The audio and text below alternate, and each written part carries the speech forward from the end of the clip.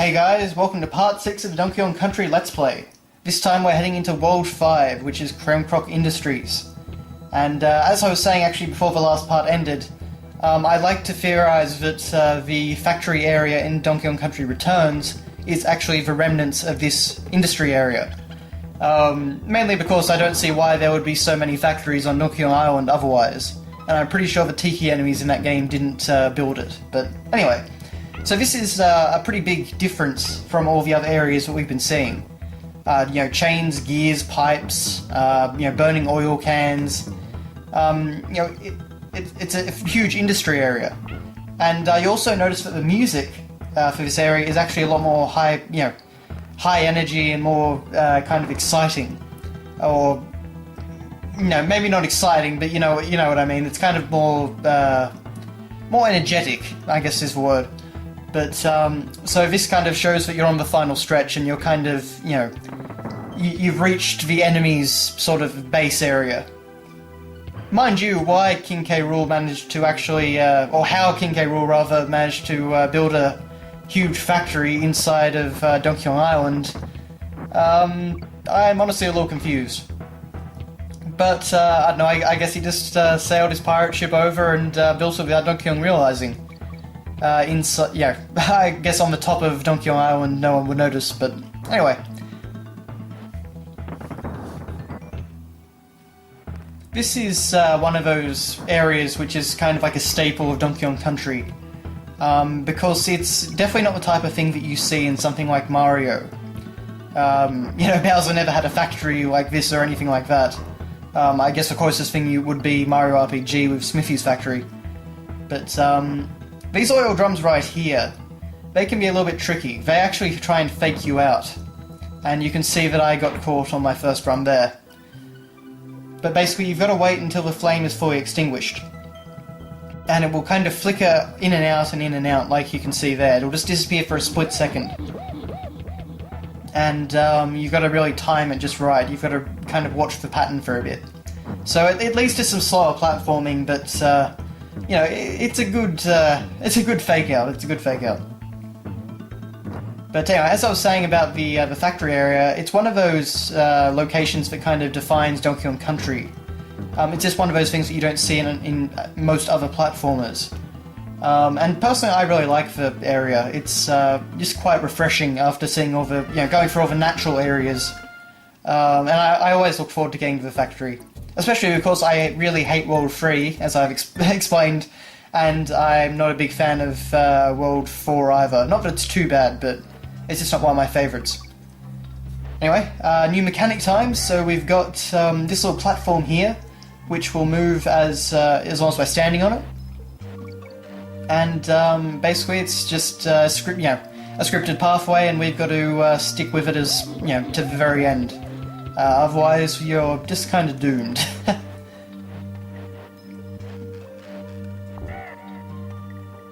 And we'll actually see this mechanic resurface in the fairly near future overall.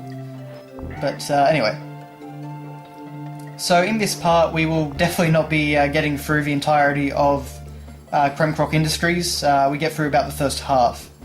So these levels have actually gotten a bit longer now, and they also, they just kind of have more in them. So I honestly don't find these as difficult as World 3. I don't know, I find them a bit better designed or more enjoyable. Like I like the mechanics more and I like the aesthetic more. But honestly, this is one of my more favourite worlds, I guess you could say. But anyway, now for part 2. So the first half of the level introduces the mechanic. Part 2 actually starts throwing stuff at you. And luckily those beavers can be a bit stupid because they just continue walking. They'll just walk straight off the platform. And they can walk at some really strange times. But some of the later enemies get a bit more difficult in that regard.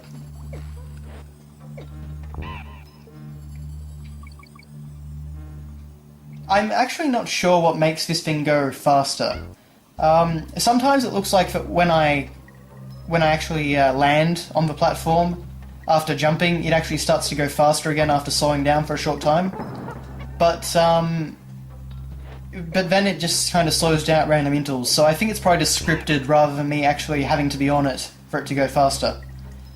But for some reason that guy there, he just gets stuck. I'm not sure why. It happened on every single one of my attempts at this level. And I'm pretty sure it has always happened to me, so I don't know if that's just, the way I position myself on this platform, or if it's just a glitch that was never fixed and just is in every copy of the game. But yeah, it's kind of funny anyway. Of course, the orangutans throwing barrels now. So it gets a little bit more difficult, but as long as you just pay attention and just carefully move yourself around the platform and jump when necessary.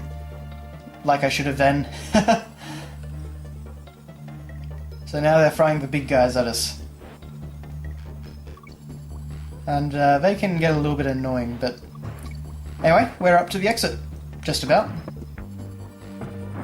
They, of course, had to put a barrel-throwing orangutan right there, and if memory serves, he actually did kill me once. So, yes, good job, Rare. You did successfully troll me at the end there.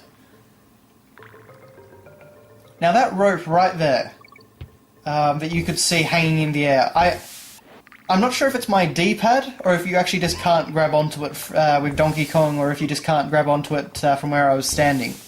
But I just never managed to grab that rope no matter what I do. So if anyone actually has any ideas about that, I'd be kind of curious to find out.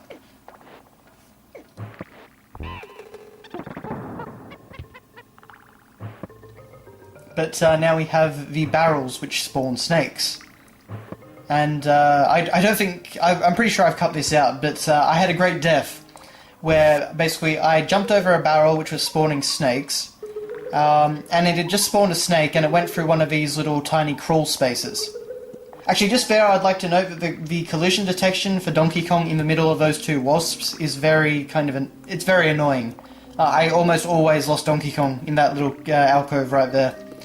But anyway, so basically there was this little alcove, like this, and it was just over, not too far away, I don't think, but basically I had let a snake go ahead of me, thinking that he'd just disappear because he went off screen too far. So I'm crawling in the alcove, and then suddenly he's coming from, my right, in front of me. He hadn't unspawned, he just kept coming, kept moving, and had bounced off the wall now, so he was coming back. And then another snake had spawned just behind me, so it was just a complete no-win scenario. That happened to me like a couple of times. I got a bit too fast, I guess. Actually, I think it was right there. Yes, it was exactly right there. So as you can see, eventually I learned, and I waited.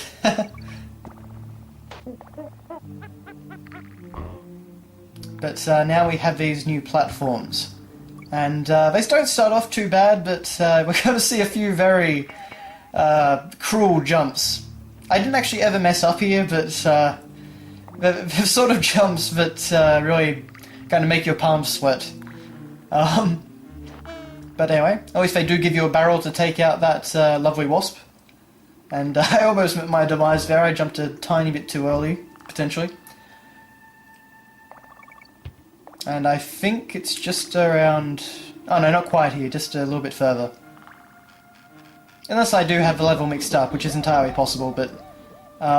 this is the introduction of this concept anyway, and I can't remember if I actually used it again, or if I'm... or what I'm thinking of. The lovely, calm cave music here. And as you can see, Neki actually has a slightly new behaviour. Who actually fly up and down to try and spit nuts at me. Which is, it's kind of weird, to be honest, but I guess it covers all bases. Yeah, so this is exactly what I was talking about. So, basically, as you can see, there's a platform in the middle there, and you've got to make that jump, and you can only just make it. It's really nerve-wracking, that one.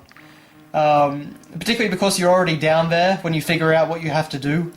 So it gets a bit tricky, and then, of course, they decide to throw a wasp in that one. Although I don't think the jump is actually quite as far that time. But anyway, with that, the level is just about done, and so is this part, actually. So, yep, that takes us to the end of part 6. So thanks all for watching, guys, and I'll see you later.